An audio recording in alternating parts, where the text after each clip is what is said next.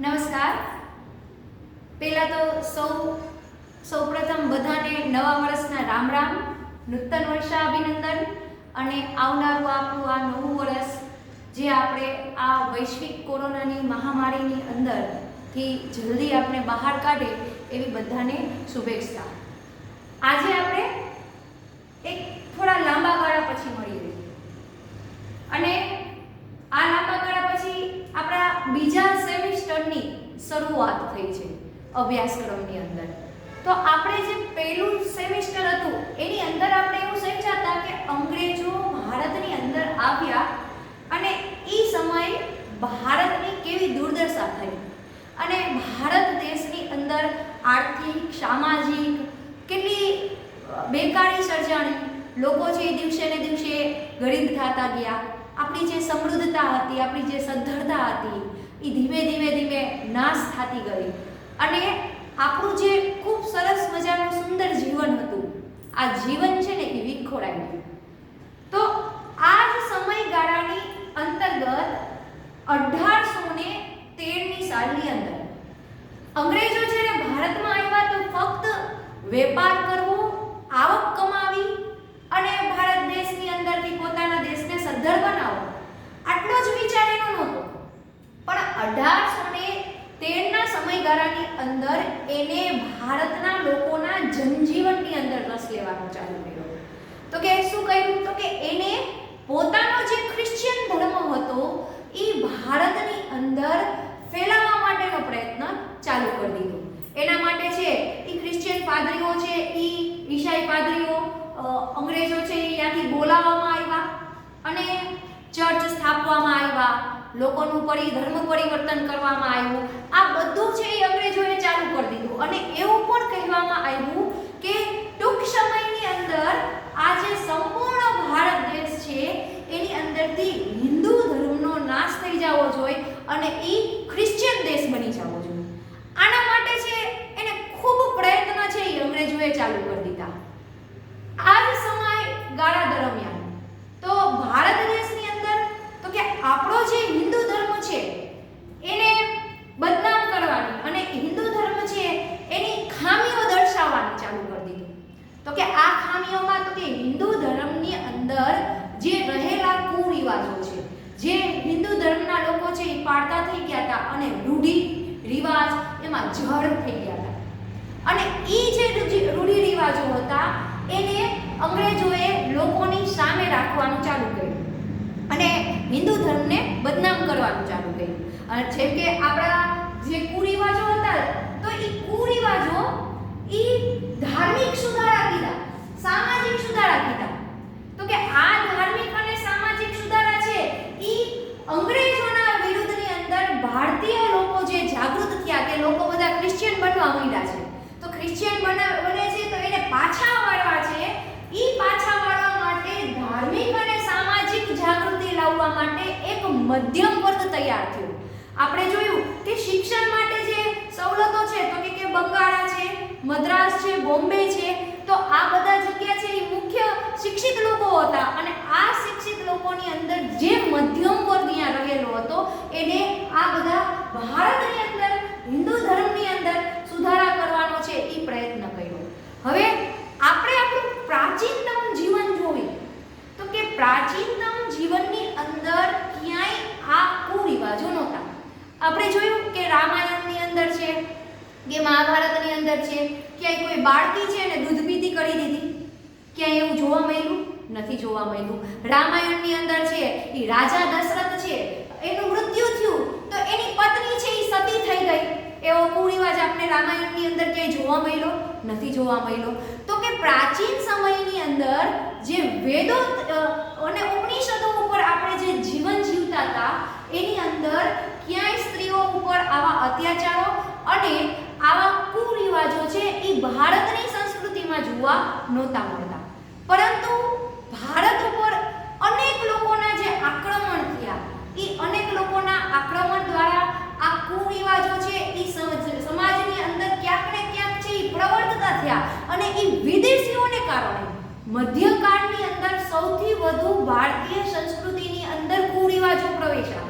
જ્યારે મુસ્લિમો છે એ ભારતમાં આવ્યા, એ પછીના સમયગાળામાં કેમ કે મુસ્લિમો છે એ ભારતની અંદર જે મહિલાઓ છે એને છે એ બળજબરી એનું શારીરિક શોષણ કરવા માટે એને લઈ જતા, તો એને બચાવવા માટે આ ધીમે ધીમે કુરિવાજો આવ્યા અને એ રિવાજો છે ને જડ થતા ગયા. પહેલા છે એ સ્ત્રી પોતાને બચાવવા છે એ આત્મહત્યા કરી લેતી હતી, કેમ કે કોઈ પરપુરુષ છે એ એની ઉપર નજર ન નાખે અને પરપુરુષ છે એ એને ઉપાડ્યો છે. તો આ સમયગાળા એ રાજાશાહીની અંદર આપણે જોયું હતું કે એ સમયની અંદર જોહર પ્રથા પણ હતી કે બીજા રાજા કે જે મુસ્લિમ આક્રમકતાઓ છે આપણી રાણીઓને એના સાથે રહેતી મહિલાઓને એના પતિને માર્યા પછી લઈ જતા અને એની સાથે છે એને નિવસ્ત્ર કરી અને બજારની અંદર એની હરાજી કરતા હતા. તો આ બધાને કારણે ક્યાંક ને ક્યાંક છે એ આવા રિવાજો આવ્યા પોતાના સ્વને બચાવવા માટે. પછી આ બધા રિવાજો છે ને એ રૂઢી કરી નાખ્યા લોકોએ અને એની અંદર લોકો દિવસે ને દિવસે જળ ખાતા ગયા. તો કે 18મી સદી દરમિયાન જે ક્રિશ્ચિયનકરણ આવ્યું ભારતની અંદર 19મી સદી 1813 ના સમયગાળામાં, તો ઈ ક્રિશ્ચિયન ધર્મને અટકાવવા માટે છે ઈ સમાજના જે આ જાગૃત લોકો હતા ઈ લોકો છે ઈ સમાજમાં ઉભરીને બહાર આવ્યા અને ભારતના લોકોને ભારતીય મૂળ ધર્મ વિશેનું જ્ઞાન આપતા થયા કે ભારતીય મૂળ ધર્મની અંદર આવા ક્યાંય કુરિવાજો આપેલા નથી પણ લોકો એને અનુસરે છે. તો એને દૂર કરવાનો પ્રયત્ન એટલે કે ધાર્મિક સામાજિક સુધારણા, ધાર્મિક સામાજિક આંદોલન. તો કે કુરિવાજ કેવા હતા? તો કે વહેમો હતા, અજ્ઞાનતા હતી, શિક્ષણનું માધ્યમ છે એ બદલી ગયું હતું, શિક્ષણનું જે ગુરુકુળ પ્રથા હતી એમાંથી બહાર. પછી અસ્પૃશ્યતા, તો અસ્પૃશ્યતાનો મોટામાં મોટો લાભ છે ને એ ક્રિશ્ચિયન લોકોએ આપણી પાસેથી લીધો છે. કેવી રીતે ક્રિશ્ચિયન લોકોએ લીધો છે કે નાની જાતિના લોકો અને મોટી જાતિના લોકો વચ્ચે એટલે વર્ગ છે સમાજનો બે ભાગની અંદર વિભાજિત થઈ ગયો. તો કે એક તો કે ઉચ્ચ જ્ઞાતિના લોકો અને બીજા તો કે જેમને નિમ્ન જ્ઞાતિના લોકો કહેવામાં આવતા એ. તો આ બે વર્ગની અંદર સમાજ વિભાજિત થયો. તો એમાં જે નિમ્ન જ્ઞાતિના લોકો છે એને લોભ આપીને, લાલચ આપીને તમારું ધર્મની અંદર અપમાન થાય છે, શોષણ થાય છે હિન્દુ ધર્મમાં, આવા બધા વાતો કહી અને ધીમે ધીમે ઈ લોકોનું ધર્મ પરિવર્તન કરવાનું ચાલુ કર્યું અને ઈ લોકોને ધર્મ પરિવર્તન કરી અને ક્રિશ્ચિયન બનાવવાનું ચાલુ કર્યું. તો આ એક તો કે અસ્પૃશ્યતાને કારણે હિન્દુ ધર્મની અંદર બે ભાગની અંદર લોકો વિભાજિત થયા. ઈ બે ભાગની અંદર જે એક ભાગના લોકો હતા એનું ધર્મ પરિવર્તન છે ઈ ચાલુ કર્યું. ત્યાર પછી જોવી તો કે સતી પ્રથાનો રિવાજ, જ્ઞાતિ પ્રથાનો રિવાજ. કોઈ છે એ પોતાને હિન્દુ છોડી અને અલગ અલગ જ્ઞાતિઓની અંદર વિભાજિત થવા માંડ્યા. કોઈ બ્રાહ્મણ છે તો પોતાની કાસ્ટ, હું બ્રાહ્મણ છું, ક્ષત્રિય છું, ગરબા આપણે જોઈ તો કે વૈશ્ય છે, શૂદ્ર છે. તો આમ અલગ અલગ જ્ઞાતિની અંદર લોકો વિભાજિત થવા માંડ્યા. એક ધર્મ એકતા છે એને છોડી અને અલગ અલગ જૂથની અંદર લોકો છે એ વહેંચાઈ ગયા. ત્યાર પછી જોઈ તો કે આ બધા ચુંગલની અંદર હિન્દુ સમાજ છે એ ભરાતો જતો હતો અને એનો ફાયદો છે એ આ ક્રિશ્ચિયન લોકો લેતા હતા અને બીજા ધર્મના લોકો લેતા હતા. એમાંથી લોકોને વિખોટા પાડી ધર્મ પરિવર્તન કરાવવું અને ક્યાંક ને ક્યાંક આ બધા કુરિવાજો છે આપણા સમાજને પાછા પાડતા હતા અને આવનારી પેઢીને ધર્મ પ્રત્યેનો વિશ્વાસ છે ને એ ઘટાડતા હતા કે આવનારી નવી પેઢીઓ છે તો એની સામે આ કુરિવાજોની રજૂઆત કરવામાં આવે, કુરિવાજો જોવામાં આવે, દેખાડવામાં આવે કે તમારા ધર્મની અંદર આવા ખરાબ રિવાજો છે, આવી પરંપરા છે, આવી રૂઢિઓ છે, એમ કરી અને આવનારી પેઢીઓને ધર્મમાંથી પરિવર્તન કરવાનો મોટો એક પ્રયત્ન થતો હતો. તો આ સમયગાળા દરમિયાન જોઈ તો કે બાળ લગ્ન જોવા મળતા હતા. પછી જોઈ તો કે વિધવા છે સ્ત્રી એ પુનઃ વિવાહ નહીં કરી શકે એટલે વિધવા પુનઃ વિવાહ ઉપર પાબંદી જોવા મળતી હતી. પછી સતી પ્રથા જોવા મળતી હતી. તો આવા ધર્મના ક્ષેત્રે લોકોની અંદર આવા પણ રિવાજો છે એ બધા ધર્મની અંદર આવા કુરિવાજો છે એ ઈસવીસન સમયગાળાની અંદર છે એ હિન્દુ ધર્મની અંદર છે એ આ રિવાજો છે એ પ્રવેશી ગયા હતા. ઈસવીસન પહેલાના સમયમાં તો કે સતી પ્રથા જોઈ તો સૌપ્રથમ સતી પ્રથા છે ને એ 510ની સાલની અંદર કરવામાં આવી હતી. તો કે 510 પહેલા છે એ ભારતની અંદર સતી પ્રથા નથી જોવા મળતી. તો આવી રીતે સતી આવા બધા રિવાજો છે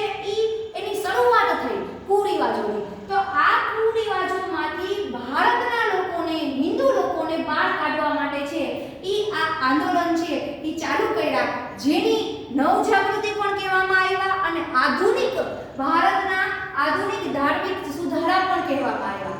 તો આની જે શરૂઆત કરનારા હતા એ હતા રાજા રામમોહન રાય. આ કુરિવાજો છે એમાંથી સમાજને બહાર કાઢવાનો સૌપ્રથમ પ્રયત્ન કરવાવાળા હતા રાજા રામમોહન રાય. તો આ રાજા રામમોહન રાય છે એને કેટલાય ઉપનામ આપવામાં આવ્યા છે, જેમ કે આધુનિક ભારતના જનક કહેવામાં આવે છે, પત્રકારિતાના જનક કહેવામાં આવે છે. એ સિવાય છે તો અલગ અલગ નામોથી એને લોકો છે એ ઉપાધિ છે એ અલગ અલગ નામ એના ઉપનામો છે એ જોવા મળે છે. તો કે રાજા રામમોહન રાય છે એની આપણે જીવનની વાત કરી તો કે એનો જન્મ છે તો કે 1872 માં રાજા રામમોહન રાયનો જન્મ બંગાળાના હુગલી જિલ્લાના રાધાનગર ગામની અંદર થયો. હવે નામ જોઈએ તો કે રાજા રામમોહન રાય. આ રાજા છે એ કોઈના રાજા નહોતા, કોઈ સ્થાનના રાજા નહોતા, પણ રાજા નામની એને એક ઉપાધિ મળી અને ઈ છે ઈ અકબર દ્વિતીય, મુગલ બાદશાહ અકબર દ્વિતીય હતા. એને 1930 ની અંદર એમને રાજા નામથી નવાજા, એટલે રાજા નામની એને ઉપાધિ પ્રાપ્ત થઈ. ત્યાર પછી એના નામ આગળ રાજા શબ્દનો ઉપયોગ કરવામાં આવ્યો. તો કે આવા બધા સુધારા છે એને કરવાની એની શરૂઆત કરી. તો કે ધાર્મિક ક્ષેત્રે પહેલા સુધારા કર્યા. તો કે ધાર્મિક ક્ષેત્ર એટલે ધર્મની અંદર જો લોકો છે એ ધર્મ માટે ખૂબ છે એ ચુસ્ત હતા. ક્યારેય લોકોને બધી કોઈ પણ સુધારા કરવાને શિક્ષણની અંદર આ તે બધું સરળ હતું, પણ ધર્મના સુધારા કરવાને એ ખૂબ અઘરું હતું. કેમ કે લોકો છે એ ધર્મ માટે ગમે એ કરવા તૈયાર અને ધર્મની અંદર કુરિવાજો સમજાવવા, એમાંથી એને બહાર કાઢવા. એટલે રાજા રામમોહન રાય છે એને એનું ઘર પણ છોડવું પડ્યું. જ્યારે રાજા રામમોહન રાયે 1809 ની અંદર તોફાક ઉલ મુહાવદીન ઈ પુસ્તક લખી અને આ ફારસી ભાષાની અંદર એને પુસ્તક લખી. રાજા રામમોહન રાય છે એ ઘણી બધી ભાષાઓના જાણકાર હતા. એને ફારસી ભાષા, અંગ્રેજી ભાષા, સંસ્કૃત ભાષા, હિન્દી ભાષા, ઉર્દુ ભાષા આ બધી ભાષાઓના જાણકાર હતા અને એ બધી ભાષાઓની અંદર છે એ લેખન અને વાંચન બંને કરી શકતા હતા અને બધી ભાષાઓ બોલી પણ શકતા હતા. તો આવી રીતે એને 1819 માં એને પહેલી પુસ્તક લખી અને એ પુસ્તકનો હિન્દી અનુવાદ એટલે કે એકેશ્વરવાદ. એકેશ્વરવાદ એટલે કે ઈશ્વર એક જ છે, ઈશ્વર એક જ છે એવી આ પુસ્તકની અંદર છે એ લખાણ કરવામાં આવ્યું હતું અને ફારસી ભાષાની અંદર આ પુસ્તક લખી. જ્યારે આ પુસ્તક એને ફારસી ભાષામાં લખીને એટલે તરત જ એને એનું ઘર છોડવું પડ્યું. કેમ કે એને આ પુસ્તકની અંદર મૂર્તિ પૂજાનો વિરોધ કર્યો. હવે હિન્દુ ધર્મના લોકો મૂર્તિ પૂજા છે એની અંદર જોડાયેલા હતા, એટલે મૂર્તિ પૂજાનો વિરોધ કર્યો ને એટલે પરિવારે જ એને ન સ્વીકાર્યા. બ્રાહ્મણ પરિવારમાં એનો જન્મ થયેલો, પણ પરિવાર છે એને આ વિચાર સ્વીકાર્યા નહીં, એટલે રાજા રામમોહન રાય છે એને ઘર છોડવું પડ્યું. ત્યાર પછી આપણે એમ કહીએ કે બધાના જીવનની અંદર એક ટર્નિંગ પોઈન્ટ આવે, જ્યાંથી જીવનમાં એક પરિવર્તન આવે અને એની અંદરથી આખા જીવનનું જે લક્ષ્ય છે ને એ લોકોનું બદલાય છે. તો એવો ટર્નિંગ પોઈન્ટ એના જીવનની અંદર આવ્યો 1811 ની અંદર. 1811 ની અંદર તેમના મોટા ભાઈનું અવસાન થયું, જેનું નામ હતું જગમોહન. તો એમના મોટા ભાઈનું જ્યારે અવસાન થયું તો તરત જ એમના ભાભીને સતી કર્યા. તો એ સમયે સતી પ્રથાનો રિવાજ હતો કે કોઈ સ્ત્રી છે એનો પતિ છે એનું અવસાન થઈ જાય તો એ સ્ત્રીને છે એ સતી બનાવી દે. એટલે એના ભાભીનું નામ હતું અલકા મંજરી અને રાજા રામમોહન રાયે 1811 માં પોતાના ભાભીને ગામની વચ્ચે સતી થતા જોયા અને એને ખૂબ આઘાત લાગ્યો.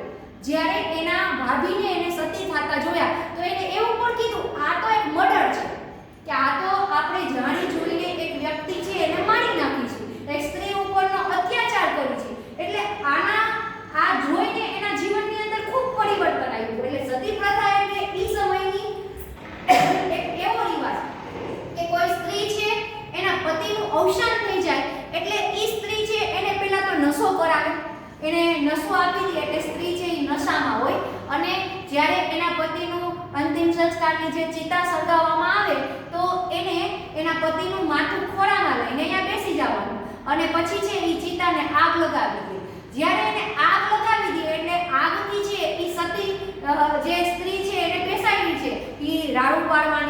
બૂચો પાડવાની છે, ત્યાંથી ભાગવાનો પ્રયત્ન કરવાની છે. એટલે ગામના લોકો જે છે એ ગામના લોકો ફરતે દંડ લઈને ઊભા રહી જાય. બધાના હાથમાં અલગ અલગ હથિયારો હોય અને લાકડી લઈને ઊભા રહી જાય. જ્યારે એ ત્યાંથી ભાગવાનો પ્રયત્ન કરે તો એને મારવામાં આવે ને પાછી ચિતા ઉપર મૂકી દેવામાં આવે. આમ એક સ્ત્રી છે એને બળજબરી મારી નાખવામાં આવે. એની ઈચ્છા હોય કે ન હોય અને પાછી એને નશો કરાવવામાં આવે એટલે એ નશામાં જ હોય, એને ખબર જ ન હોય કે એની સાથે શું થાય છે. અને એનો અવાજ ગામની અંદર ફેલાય નહીં કે બીજાને ખબર ન પડે એના માટે સતી દેવીની જય, સતી માતાની જય આવા જોર જોરથી જયકારા બોલાવે અને ઢોલ વગાડવામાં આવે, જેથી જે સ્ત્રી સતી થાય છે એની ચીસો છે, એની પીડા છે, કરુણા છે એ બીજા લોકો સુધી પહોંચે નહીં. અને આમ આખા સમાજ સામે અને ગામ સામે છે ઈ પતિનું અવસાન થતા છે ઈ સ્ત્રીને પણ છે ઈ મારી નાખવામાં આવે. આવો રિવાજ છે આપણા ધર્મની અંદર હતો, એને સતી પ્રથા કહેવામાં આવતું. જેને કારણે ઈ સ્ત્રી પછી બીજા કોઈ પુરુષ સાથે લગ્ન ન કરે, કેમ કે વિધવા સ્ત્રી છે એ બીજા લગ્ન કરી શકતી નહીં, એટલે એને સતી કરી દેવામાં આવે. તો આ રિવાજ સામે એને છે ઈ અવાજ ઝુંબેશ ચલાવી તો કે આ રિવાજ આપણા ધર્મમાંથી દૂર થવો જોઈએ. તો 1811 ની અંદર એને શરૂઆત કરી આ ઝુંબેશની અને 1829 ની અંદર આ પ્રથા નાબૂદ થઈ. આટલા વર્ષો પછી એને સફળતા મળી. ત્યાં સુધી ઈ પ્રથાને દૂર કરવા સૌપ્રથમ છે ઈ બંગાળાની અંદર છે ઈ આ પ્રથા ઉપરનો વિલિયમ બેન્ટિક અંગ્રેજ અધિકારી દ્વારા અને રાજા રામમોહન રાયના આટલા મોટા પ્રયાસથી તો કે વિલિયમ બેન્ટિક દ્વારા છે ઈ કાયદો લાદવામાં આવ્યો કે હવે કોઈ સ્ત્રીને સતી કરવામાં આવશે તો એના પરિવારને દંડને જેલની સજા થશે. આજે આપણે આધુનિક ભારતમાં જીવી છીએ તો કે આધુનિક ભારતના જનક અને પિતા શું કામ રાજા રામમોહન રાયને કહેવામાં આવ્યા? કેમ કે આ રિવાજ હોત ને તો આજે પણ કેટલી સ્ત્રીઓને સતી કરવામાં આવે અને આજે કેટલી દીકરીઓ છે ઈ બાળકી છે ઈ દૂધ પીતી થઈ જાય. અને આ બધા રિવાજો આજે પણ વિધવા સ્ત્રીને પુનઃવિવાહ કરવામાં ન આવે. એટલે મહિલાઓનું ઉત્થાન માટેનું કામ છે ને ઈ રાજા રામમોહન રાયે કરેલું. એટલે આજે બહેનો છે ઈ ખૂબ સારું જીવન જીવે છે અને ઈ જીવનની અંદર જે પરિવર્તન આવ્યા છે, જે કુરિવાજો દૂર થયા છે તો ઈ કોને કારણે થયા છે? રાજા રામમોહન રાયને કારણે, જેથી એને આધુનિક ભારતના જનક અને પિતા પણ કહેવામાં આવે છે. અને એને સુભાષચંદ્ર બોઝે તો યુગદૂત કીધા હતા. તો આ રાજા રામમોહન રાય છે એના પછી એને 1820 ની અંદર પ્રિન્સેસ ઓફ જીસસ આ નામની પુસ્તક લખી અને જે અંગ્રેજી ભાષાની અંદર આ પુસ્તક હતી. તો આ જે પુસ્તક લખી ને આ પુસ્તકની અંદર આપણે એમ થાય કે એને જીસસ વિશે બહુ વખાણ કર્યા હશે, ક્રિશ્ચિયન ધર્મ વિશે જરાય પણ નહીં. એને આ પુસ્તકની અંદર ક્રિશ્ચિયન ધર્મમાં જે રહેલો છે ઈ દુર્પ્રભાવ છે, એના કુરિવાજો છે ઈ આ પુસ્તકની અંદર એને બતાવ્યા. કેમ કે ક્રિશ્ચિયન લોકો હિન્દુ લોકોના જે રીતિ રિવાજો છે એને કાયમ છે ઈ નીચી કક્ષાના અને અવૈજ્ઞાનિક ને એવી રીતે કહી અને હિન્દુ લોકોને છે ઈ ભરમાવવાની કોશિશ કરતા હતા અને ધર્મમાંથી શ્રદ્ધા એની વહી જાય એવો પ્રયત્ન કરતા હતા. તો એના માટે આ પુસ્તક એમને લખી કે ક્રિશ્ચિયન ધર્મની અંદર જે કુરિવાજો છે એને રજૂ કરતી આ પુસ્તક એમને ત્યારે લખી. ત્યાર પછી 1828 માં એને બ્રહ્મ સમાજની સ્થાપના કરી. 1828 ની અંદર એને બ્રહ્મ સભા નામ આપ્યું, પણ 1830 ની અંદર એને બ્રહ્મ સમાજ નામ આપ્યું. તો આ જે 1828 ની અંદર જે બ્રહ્મ સમાજની સ્થાપના કરી એ શેના માટે કરી? તો કે ભારતીય હિન્દુ ધર્મની અંદર જે કુરિવાજો છે આ કુરિવાજોને દૂર કરવાનો મહત્તમ ફાળો છે એ બ્રહ્મ સમાજ છે એ કરશે. બ્રહ્મ સમાજમાં જોડાયેલા તમામ લોકો છે એ બધી જગ્યાએ, કેમ કે એ સમયે જોજો બ્રાહ્મણો કહે ને એનું માન બહુ હતું. બ્રાહ્મણો જે કહે ને એ લોકો તરત અનુસરતા.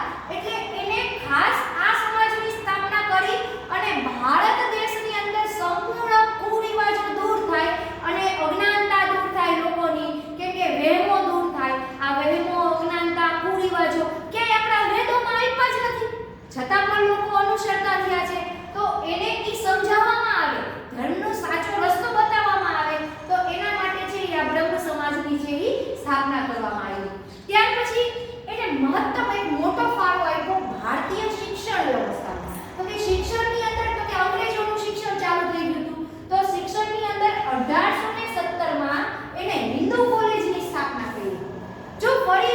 કહું કે રાજા રામમોહન રાય છે એ હિન્દુ ધર્મના વિરોધી નહોતા, પણ હિન્દુ ધર્મના રહેલા કુરિવાજોને એ બદલાવવા માંગતા હતા.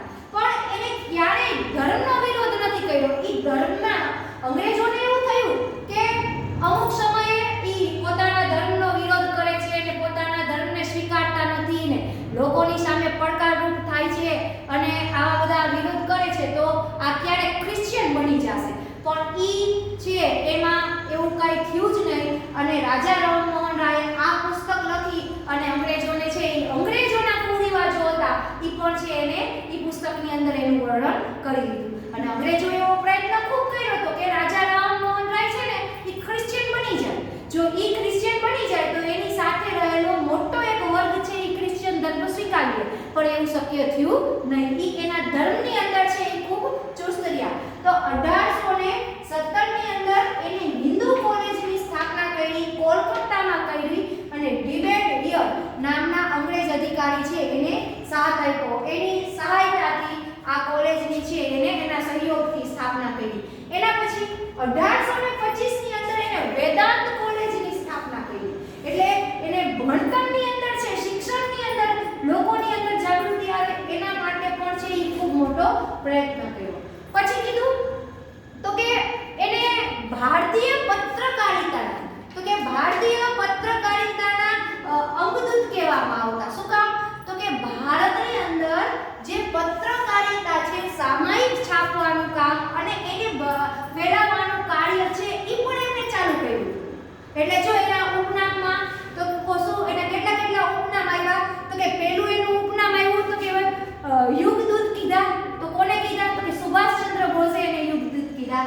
ત્યાર પછી છે આધુનિક ભારતના રાષ્ટ્રવાદના જનક કહેવામાં આવ્યા, આધુનિક ભારતના જનક કહેવામાં આવ્યા.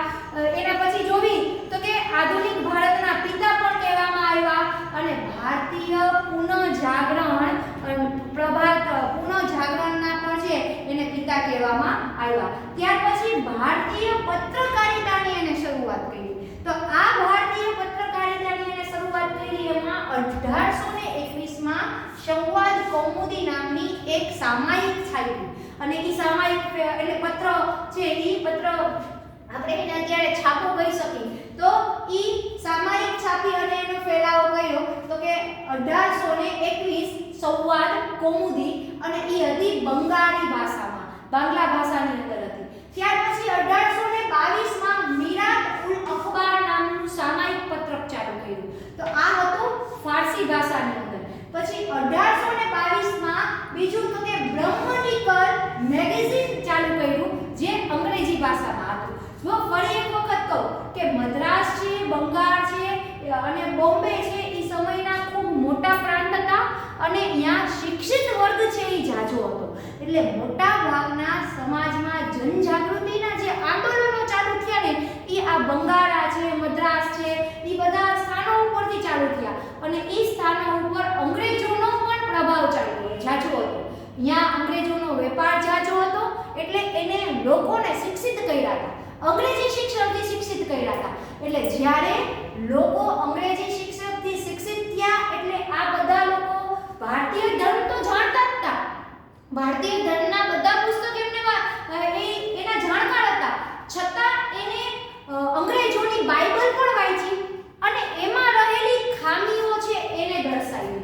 ત્યારે આ લોકો છે એ પોતાના ધર્મની અંદર સુધારા પણ કર્યા અને અંગ્રેજો સામે એક પડકારરૂપ બન્યા કે અંગ્રેજો જે ક્રિશ્ચિયન ધર્મ છે એને બળજબરી જે સ્વીકાર કરાવતા હતા લોકોને પ્રલોભનો આપીને, તો એ લોકોને પાછા વાળવા માટે આ ધાર્મિક સુધારા છે એ અગત્યનો ભાગ છે એ ભારતની અંદર ભજવે છે. તો આ બધા લોકોએ એના પણ પુસ્તકો વાંચ્યા, એની ભાષાઓ પણ શીખી અને એની અંદર રહેલી ખામીઓ લોકોને બતાવી અને આપણા લોકોને બીજો ધર્મ છે એનો અંગીકાર કરતા છે એ બચાવ્યા. તો ત્યાર પછી બ્રહ્મનિકલ મેગેઝિન એને અંગ્રેજી ભાષામાં છાપી.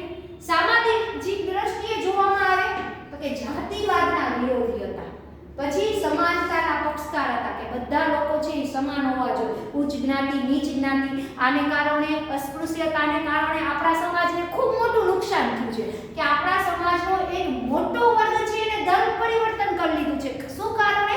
કેમ કે આપણે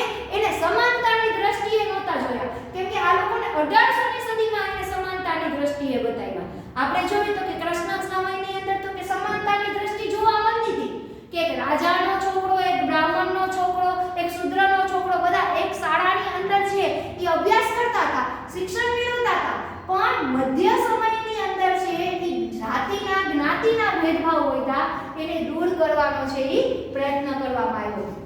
સતી પ્રથા, બાળકીને દૂધ પીતી કરવી, પછી બાળ લગ્ન કરાવવા, આ બધા કુરિવાજો હતા. આ કુરિવાજોને દૂર કરવાનો સૌપ્રથમ પ્રયત્ન છે એ રાજા રામમોહન રાય કર્યો અને એ પ્રયત્ન ફક્ત સમાજમાં નહીં પણ કાયદાકીય રીતે પણ આ પ્રયત્ન છે એ કરવામાં આવ્યો કે એવા કાયદા બનાવવામાં આવે જેનાથી આ કુરિવાજો છે એ દૂર થાય. ત્યાર પછી તો કે મહિલા ઉત્થાન માટે મોટા ભાગના કુરિવાજો હતા ને એ મહિલાને અનુસરીને હતા. બાળકીને દૂધ પીતી કરવી તો કે મહિલાઓ માટે, પછી જોવી તો કે વિધવા પુનઃ વિવાહ ન કરી શકે તો કે મહિલાઓ માટે હતા. તો આ બધા જ મહિલા ઉત્થાનના કાર્યો તો કે બહેનોને શિક્ષિત કરો, બહેનોની ઉપર જે અત્યાચાર કરવામાં આવે છે એમાંથી એને બહાર કાઢો, આવા બધા પ્રયત્નો છે એ આ સમયની અંદર રાજા રામમોહન રાયે કર્યા. અને એ સમયે એવા પણ પ્રચાર કરવામાં આવ્યા કે આપણે પ્રાચીન સમય જોઈને તો બહેનોને છે ને એક દેવીનું સ્થાન હતું. આપણે જોયું કે દેવતાઓ કરતા છે ને દેવીઓનું પ્રમાણ જાજુ છે. બધાના ઘરની અંદર કુળદેવી છે પોતપોતાની હશે, તો ઈ કોણ છે તો કે એક સ્ત્રી છે. તો કે દેવીઓ ઉપર કોઈ એને પૂજન કરે છે તો કે ભારતીય સમાજ તો એમ કહે છે કે દેવીઓનું પૂજન થવું જોઈએ. આપણે છે તો કે આપણે ધનતેરસ, આપણી દિવાળી કહી તો કે ધનતેરસના દિવસે લક્ષ્મી પૂજન કરે તો કે લક્ષ્મી પૂજન કરે, દુર્ગા પૂજન કરે, કાલી પૂજા કરે.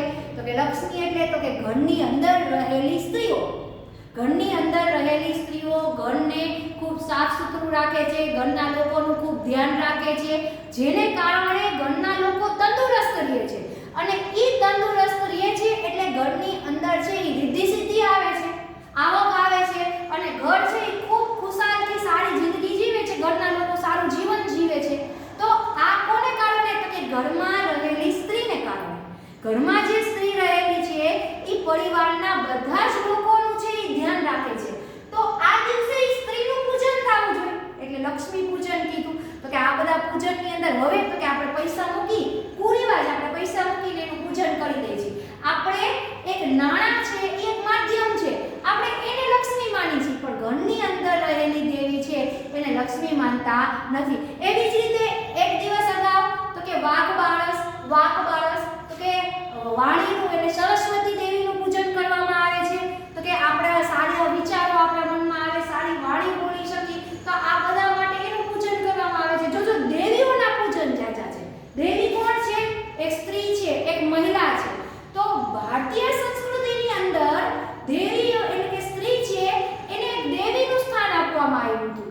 આ દેવી ઉપર અત્યાચાર ને એ બધું અંગ્રેજો અને મુસ્લિમોના દેશની અંદર આવવાને કારણે કુરિવાજો મધ્ય યુગની અંદર આ બધા કુરિવાજો છે એ આપણે વધ્યા. તો આ કુરિવાજોમાંથી ફરીથી બહાર કાઢવા એનો પ્રયત્ન કરવામાં આવ્યો અને મહિલા ઉત્થાનનું ખૂબ સારું કાર્ય કર્યું અને આ બધા કુરિવાજોમાંથી બહેનોને બહાર કાઢી એના માટે કર્યું. ત્યાર પછી અખબારી સ્વાતંત્ર્ય, ન્યાયી સ્વાતંત્ર્ય, વાણી સ્વાતંત્ર્ય, સ્ત્રીના અધિકારો, આ બધા વિષય છે એ ક્યાંક ને ક્યાંક રાજા રામમોહન રાયે પ્રયત્ન કરી અને લોકોને છે એ સમાજ વચ્ચેથી આવા બધા નીતિ નિયમો છે જે રૂઢિ બની ગયા હતા એને દૂર કરવાનો પ્રયત્ન કર્યો. ત્યાર પછી 1830 ની અંદર જે મેં તમને વાત કરી કે રાજાની ઉપાધિ એને આપવામાં આવી. કોને આપી રાજાની ઉપાધિ? તો કે મુગલ બાદશાહ અકબર દ્વિતીય. જો અકબર પ્રથમ એ સમયની અંદર નહોતા, કોણ હતા? તો કે અકબર બીજો. તો આ અકબર બીજો છે એને શું કર્યું? તો કે રાજાની ઉપાધિ આપી અને એને પોતાના દૂત રૂપે તો કે પોતાના દૂત રૂપે એને ઇંગ્લેન્ડ મોકલ્યા, દૂત બનાવી. શેના માટે? તો કે ઇંગ્લેન્ડ મોકલી અને ઇંગ્લેન્ડ જઈ અને ભારતીય રાજા ઉપર જે અત્યાચાર થાય છે, ભારતીય રાજાનું જીવન છે એ ખૂબ કથળી ગયું છે, ભારતીય રાજા છે એને ઘણા અધિકારો મળવા જોઈએ, આવી રજૂઆત કરવા માટે છે એ 1830 ની અંદર ઇંગ્લેન્ડ ગયા. ક્યાં કેવી રીતે ગયા હતા? તો કે સમુદ્ર માર્ગેથી ઇંગ્લેન્ડ ગયા અને ઇંગ્લેન્ડ જઈ અને ત્યાં કેસ લડવા માટે ગયા કે અહીંયા આવી આ રજૂઆત કરે અને 1833 ની અંદર બ્રિસ્ટોલ મુકામે એમનું ત્યાં અવસાન થઈ ગયું. એટલે જોઈ તો કે 1772 એનો જન્મ થયો અને 1833 ની અંદર એનું બ્રિસ્ટોલ મુકામે છે એ ઇંગ્લેન્ડની અંદર જ અવસાન થઈ ગયું. તો આ રાજા રામમોહન રાય છે એને સ્ત્રીઓ માટે ખૂબ જ મોટું કામ કર્યું કે ઘણા બધા કુરિવાજો છે એને એ સમયમાં દૂર કરવાના પ્રયત્ન કર્યા. એટલે અત્યારે આજ આધુનિક ભારતમાં આપણે આ કુરિવાજો જોવા મળતા નથી. ત્યાર પછી એનું જે કાર્ય હતું એ બ્રહ્મ સમાજે છે એ ખૂબ આગળ વધાર્યું અને ધીરે ધીરે હિન્દુ સમાજની અંદર છે એ પરિવર્તન લાવવાનો પ્રયત્ન કર્યો. આવો જ હિન્દુ સમાજની અંદર પરિવર્તન લાવવાનો પ્રયત્ન છે એ દયાનંદ સરસ્વતીએ કર્યો છે, જે આપણે આના પછીના લેક્ચરની અંદર સમજશું. નમસ્તે.